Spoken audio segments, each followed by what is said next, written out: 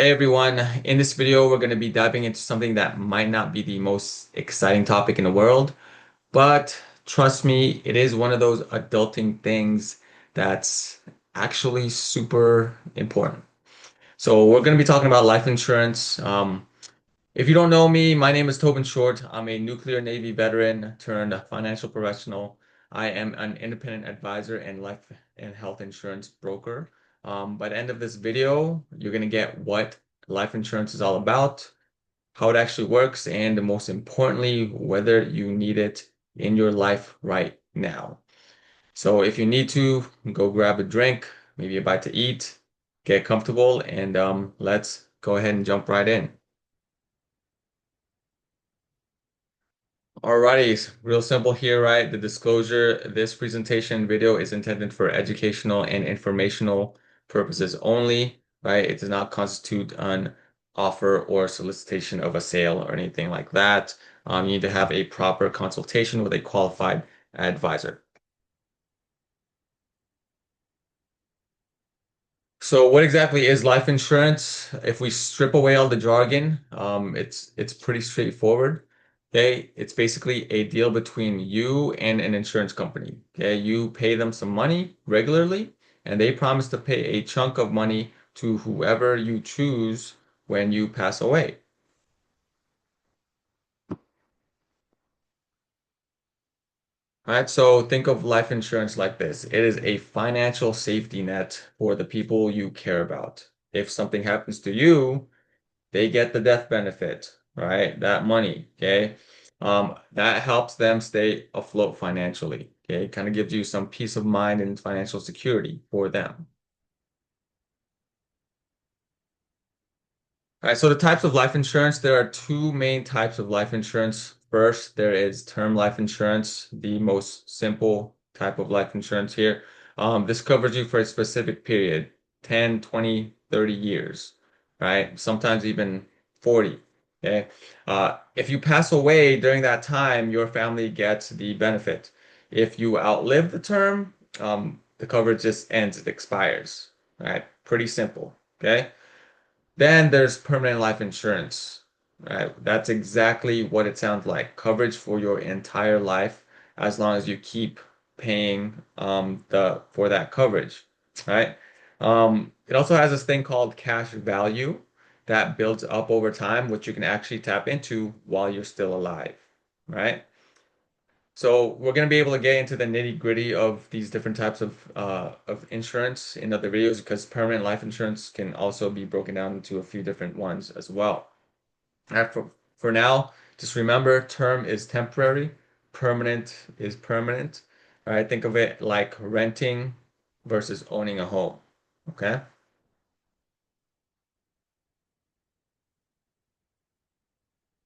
So, um, life insurance benefits, right? It provides again financial security for your loved ones, right? Giving you some peace of mind. Okay, I don't actually have a slide for this, but let's go over how you actually get life insurance. So when you apply, right, the company basically it sizes you up, right? They're looking at things like your age, health, whether you skydive every weekend, okay, you go in the race cars, motorcycles, scuba dive, free solo rock climbing. All right, that sort of stuff. All right, they call the process underwriting. All right, that's just a fancy way of saying they're figuring out how risky you are. Okay.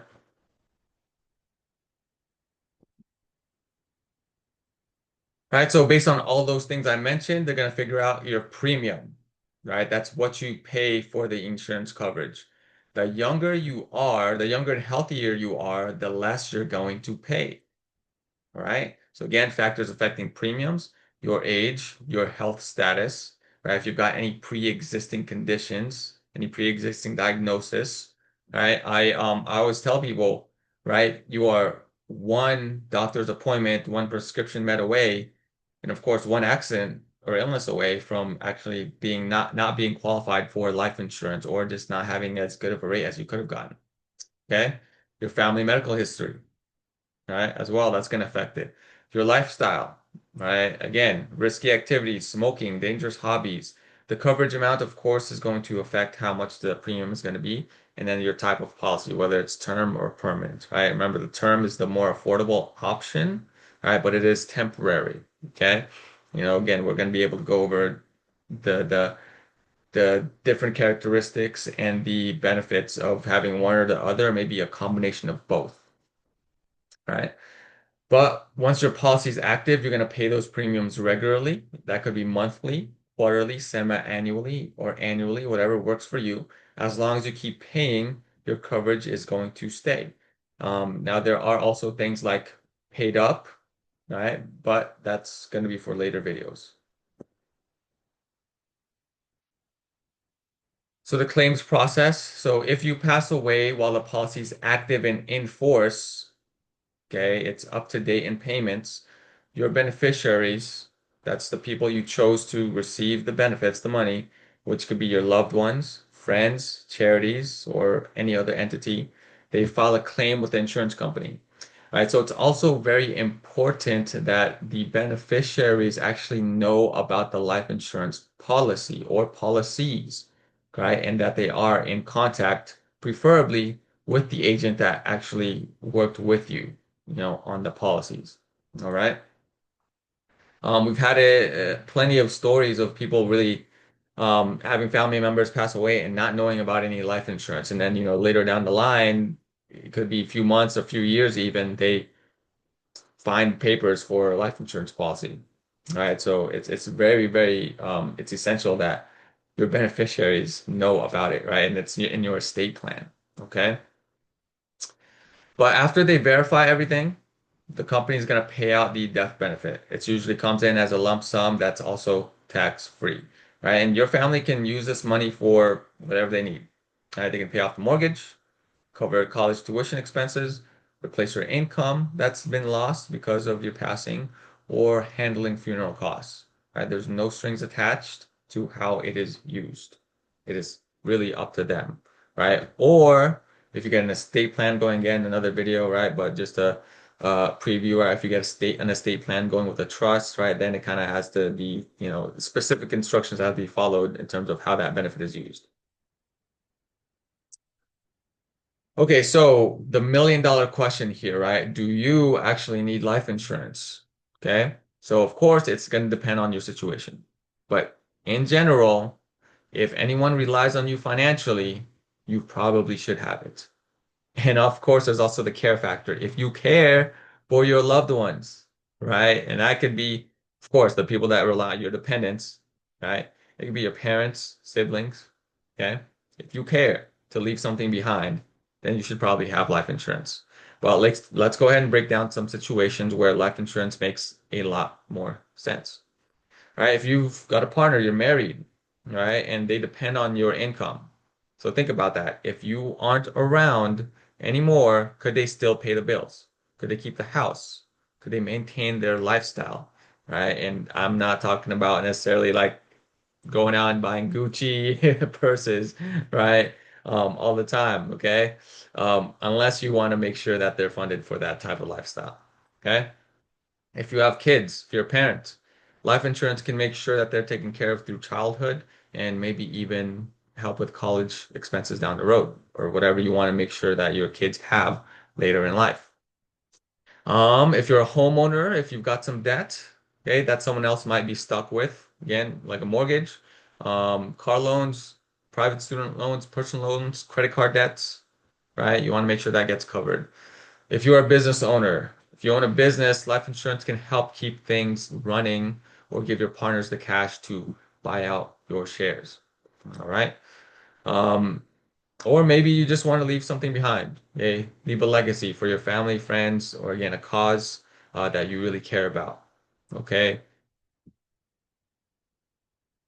Now, on the other side of things, who does not and may not need life insurance, right? So if you are single, no dependents, you're flying solo, you've got minimal debt, you've got enough savings, right? And you're retired, then you've got enough to cover your funeral expenses, right? You might not really need life insurance right now, okay? But yeah, pro tip, it's usually way cheaper to buy when you're young and healthy. Even if you don't need the full coverage yet, Okay, there's also other things like the cash value that you can leverage or living benefits to think about as well. All right. It's just all about planning ahead. Some statistics here that most people really aren't aware of. Okay, about 70% of Americans are underinsured. Most people have some sort of a employee benefit with life insurance. A lot of times it covers like a small basic amount with, that's complimentary. It's pooled group life insurance. All right. I was active duty military. I had group members, service members group life insurance, right? SGLI, right? Very low cost, okay, but it does go away after getting out, okay? And I always actually had more life insurance while I was active duty as well that I owned myself, right? Simply because I learned about this stuff early on. But yeah, about 70% are underinsured and not realizing it. About 50% of people are going without life insurance. They're unaware of their risks. They are not really educated, right? It really, when it comes down, it's all about education with this kind of stuff, guys. So that's why I'm here making this video. Now, coverage calculation. So if you actually decide that you need life insurance, the big question is, how much do you need? Right? There isn't really a magic number that works for everyone, but there's a simple way to think about it and get some sort of calculation. All right, first, you can add up all your financial obligations, like your debt, right? Mortgage, student loans, credit cards, auto loans, future expenses you might want to cover, like your kids' college education, um, funeral and burial expenses. All right, funerals are not cheap. All right, they are not cheap. All right, so you want to make sure that's covered. See what the average cost is in your area. Okay, income replacement.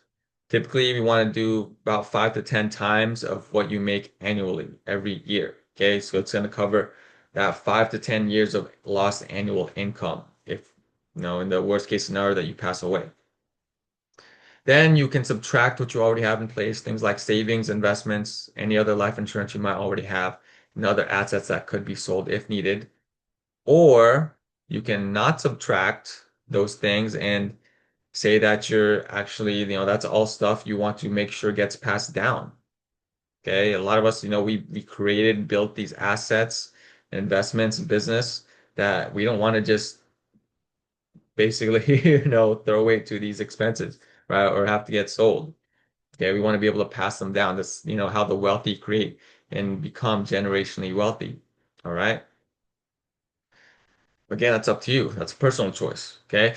But that's going to give you a rough idea of how much coverage might make sense for you. Okay. So for example, let's say you've got $300,000 in debt.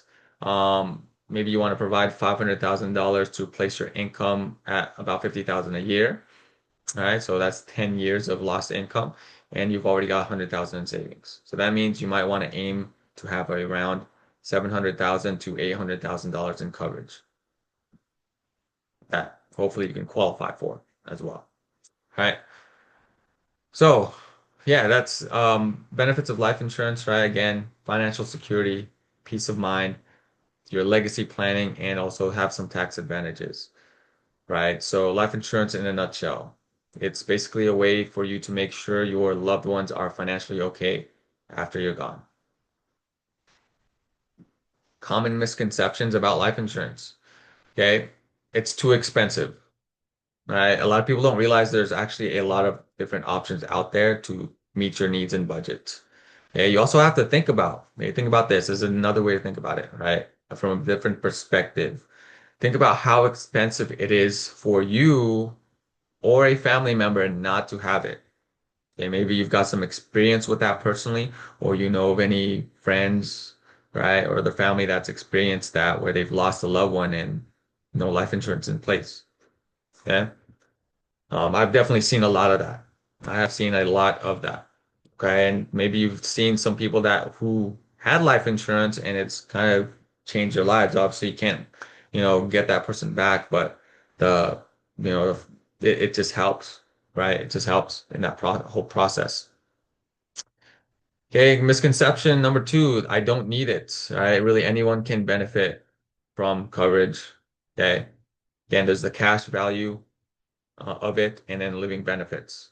right? And then again, just the future planning, right? We don't know, where we're gonna be later in life, right? A lot of people say they're never gonna get married, they're never gonna have kids, right? And the next thing you know, it's complete opposite. Okay. Same thing there. Only older people need it, right? Not older people need it. Okay. Younger people again can definitely benefit from this. All right. My kids have permanent policies. All right. I'm planning ahead for them, no matter what happens. All right. It's too complicated. Right? Life insurance can definitely be straightforward and simple. I help break it down and simplify it, right? To make sure that you can actually understand it and make an educated decision on, what I suggest and what you need. Right? So yeah, life insurance is one of those things you really have to take action on, right? The earlier, the better. You've got to plan ahead with these things. Okay. So if you want to secure your future, right, get in touch. We can do an assessment of your personal situation, calculate your coverage needs, get educated on certain policies, types, and options, compare quotes and illustrations from different carriers, and then, of course, work with a trusted independent advisor and broker. Right, we want to do holistic planning as well. That's the thing, right? When you're doing this planning and getting life insurance, okay? You want to do actual holistic planning. How does this fit into your whole financial plan? Right? Yeah, very important to be prepared, right? It's not exactly fun to think about this stuff. A lot of people really avoid this topic and talking about money and death, okay? Right? But it's an inevitable thing. You've got to be prepared for it. All right. Having the right coverage that can give you serious peace of mind. Okay. You're going to sleep better knowing that no matter what happens, the people you care about, you love and care about, they're not going to be left in a financial mess. All right, that's it, guys. Thank you for being here. Thank you for watching the video and watching this presentation. Get in touch if you want to get a quote. Let me know. Get in touch with me. There's going to be links in the description. And follow for more. Right? If this was helpful to you, make sure you smash that like, love, or the laugh button. Subscribe for more, straight talk, transparent talk on money stuff and securing a predictable financial future. Drop your questions in the comments. I do actually read them, right? Questions, thoughts, whatever, right? I read them and try to answer as many as I can, right? Remember though, we're not just building wealth, we're building legacies. Stay empowered, stay educated, and keep in mind that your financial future is in your hands. All right, let's go ahead and make it unstoppable. I'll catch you on the next one.